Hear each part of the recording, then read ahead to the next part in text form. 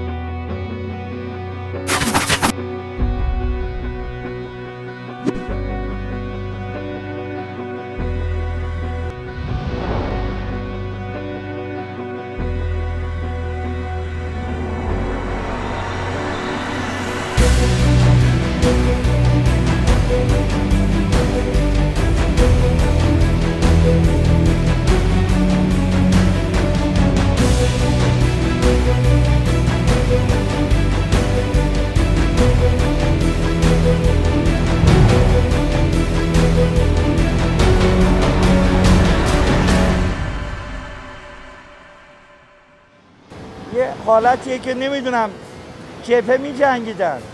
اینجا هم دقیقاً همون شرایط دیگه، مثلا آرماتور بندمون نرسیده، می‌بینید بچه‌ها کمک میکنن، تکنسین‌ها اجرایی آرماتورها رو خم میکنن. خیلی مهمه، یعنی هدف باعث شده.